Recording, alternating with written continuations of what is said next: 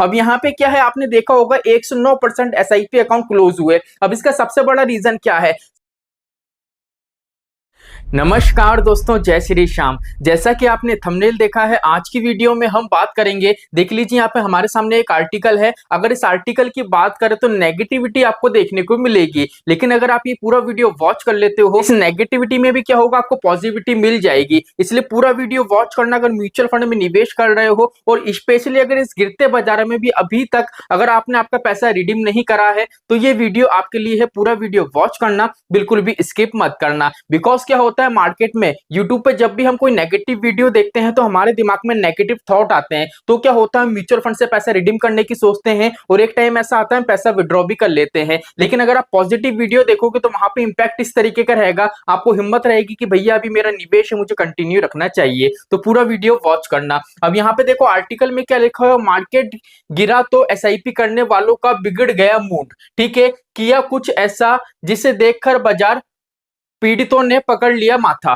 ठीक है, चलो अब यहाँ पे देखो, उसको थोड़ा हम आगे देखेंगे, इस आर्टिकल को अच्छी तरीके से पकड़ेंगे। अब यहाँ पे देखो क्या लिखा है, स्टॉक मार्केट, भारतीय शेयर बाजार में अस्थिरता के कारण एसआईपी स्टॉपेज रेशियो जनवरी में 109% तक पहुंच गया। विशेषज्ञों ने एसआईपी बंद करने को चिंताजनक बताया, लेकिन इसे अस्थायी गिरावट माना। अब यहाँ पे आप सोच रहे होगे कि सर म्यूचुअल फंड में जो पैसा जमा कराते हैं वो तो छोड़ो, लेकिन जो एसआईपी कैंसिल हो रही है उसकी अगर परसेंटेज देखें तो 109% है। तो क्या सर हमें पैसा निकाल लेना चाहिए? तो पैसा नहीं निकालना चाहिए। पूरा आर्टिकल आप देखो, देन आपको सब कुछ समझ में आ जाएगा।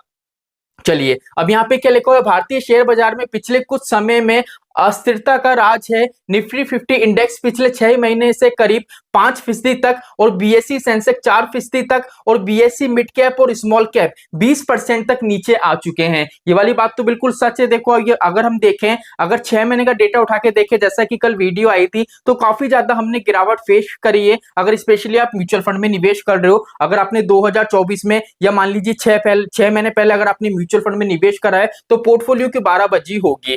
ठीक है, अब देखो, और वे बियर मार्केट जोन में प्रवेश कर चुका है। शेयर बाजार में आई गिरावट का असर सिस्टमैटिक इन्वेस्टमेंट प्लान एसआईपी पर भी दिख रहा है। बिकॉज म्यूचुअल फंड में क्या होता है, दो तरीके के निवेश होते हैं, एक होता है एसआईपी, दूसरा होता है लमसम। और काफी निवेशकों को रहता है सर लमसम तो हम जब ही करेंगे जब मार्केट में गिरावट आएगी, लेकिन एसआईपी एक ऐसा प्लान है जिसमें काफी निवेशक छोटी मात्रा में और बड़ी मात्रा में पैसा म्यूचुअल फंड में जमा कराते हैं।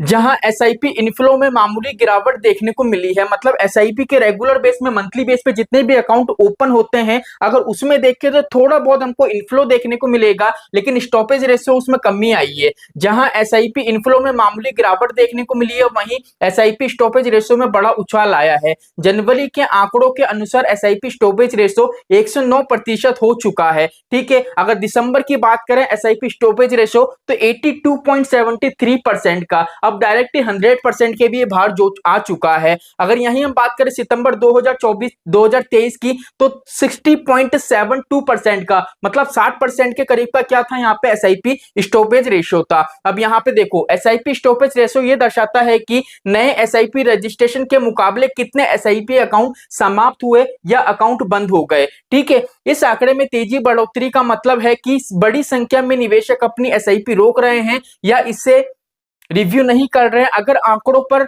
गौर करें तो पता चलता है कि जनवरी में 61.33 लाख निवेशक ने एसआईपी बंद करी है।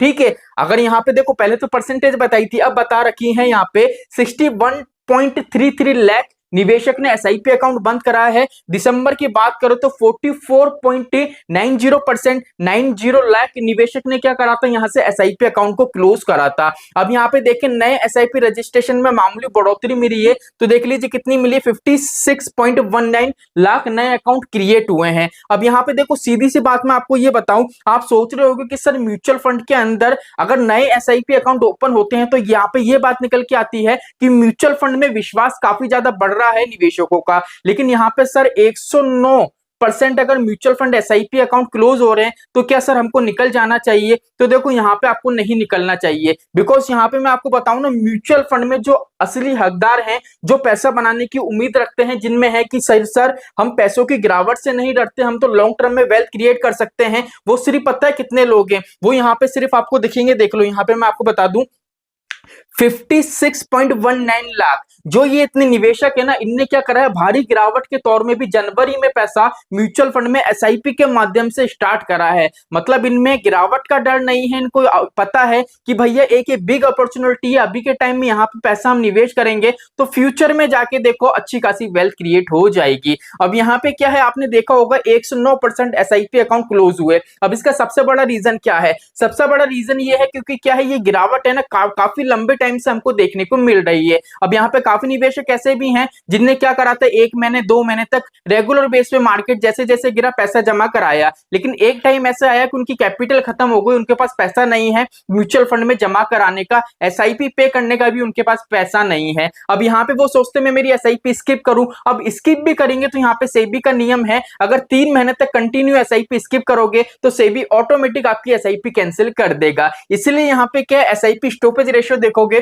तो काफी बढ़ा हुआ आपको नजर आएगा। जो सितंबर 2023 में 60% था, अब ऑलमोस्ट वो दुगना हो चुका है। बिकॉज 2023 में सेबी का नियम नहीं था कि भैया 3 महीने तक कंटिन्यू एसआईपी स्किप करोगे तो आपकी एसआईपी कैंसिल कर दी जाएगी। इसलिए सेबी का ये नियम है, मैंने पहले भी इस पे वीडियो बनाया था, ये नियम बिल्कुल भी सही नहीं है और सेबी को इस पे थोड़ा सोचना चाहिए। तो इस वजह से क्या है, आप ये मत सोचो कि सर नेगेटिविटी है। अब पॉजिटिविटी मैंने आपको ये बता दी, बिकॉज क्या है, देखो सेबी की वजह से इस तरीके की चीजें हो रही है, बिकॉज सेबी का जो ये नियम था उस वजह से यहाँ पे क्या हो रहा है, निवेशक के पास पैसा ही नहीं है, उनके पास ऑप्शन नहीं है, तो 3 महीने तक क्या करते हैं, वो कंटिन्यू स्किप करते हैं, ऑटोमेटिक उनकी एसआईपी कैंसिल हो जाती है। तो ये सारी दिक्कत परेशानी यहाँ पे निकल के आ रही है। लेकिन यहाँ पे बात आती है कि सर म्यूचुअल फंड में पैसा जमा कराना चाहिए, कंटिन्यू रखना चाहिए या नहीं? तो देखो एक बात है सीधी सी, ऐसा नहीं है। देखो आप अगर मार्केट उठा के देखोगे, इतिहास उठा के देखोगे ना, तो गूगल करके देखना इस वीडियो में भी मैं आपको डिस्क्रिप्शन में एक लिंक दूंगा। मैंने इंडिया के मार्केट में जितने भी करेक्शन हुए ना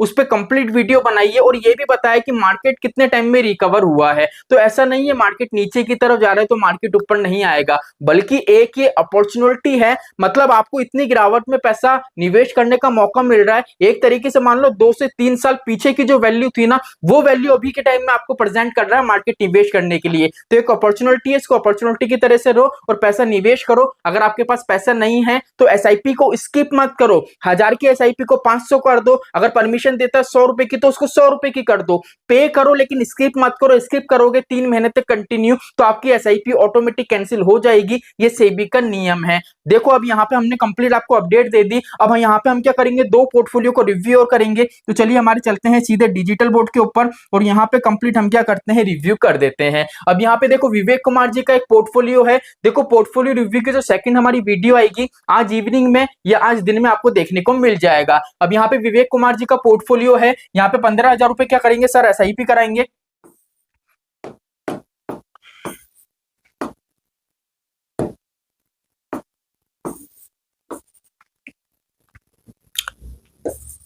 यहाँ पे 15,000 रुपए सर क्या करेंगे, एसआईपी कराएंगे। और इनके पोर्टफोलियो देखो, मेरे को बहुत अच्छा पोर्टफोलियो लगा। बिकॉज देखो Tata small cap, Motilal small cap, बंधन स्मॉल कैप, 3 तो इनके पास स्मॉल कैप आ गए। और मिड कैप का देख लीजिए, इनने 2 फंड ले लिए, इडलवाइस मिड कैप और मोतीलाल मिड कैप। तो यहाँ तक तो अच्छा है। और यहाँ पे इनने क्या करा है, एक फंड लिया है आईसीआईसी प्रूडेंशियल मल्टी एसेट्स, एक हाइब्रिड फंड इनने ले लिया है। जिससे क्या होगा, अगर इक्विटी का मार्केट गिरता है तो यहां से क्या होगा, थोड़ी पॉजिटिविटी इनको मिलेगी और अच्छा खासा यहां से रिटर्न भी जनरेट हो जाएगा। और यहाँ पे एक है पराग पारिक फ्लेक्सी कैप। तो सर आपका पोर्टफोलियो ओके है, बिल्कुल भी चेंज आपको नहीं करना है, इस पोर्टफोलियो के साथ आप जा सकते हो। सेकंड नंबर पे देख लीजिए हमारा कमेंट है, यहाँ पे सर ने नाम मेंशन नहीं करा है। तो देख लीजिए, सर मुझे मंथली एसआईपी 5,000 रुपए करना है, उम्र 33 साल की है, प्लीज फंड बता दीजिए। और सर एसआईपी फिक्स डेट पे करना है या जब मार्केट डाउन हो जब लमसम करूं? तो देखो यहाँ पे मैं आपको एक चीज बता दूं, ठीक है, आपका जो ये आपने पूछा है नीचे सवाल कि सर एसआईपी की जगह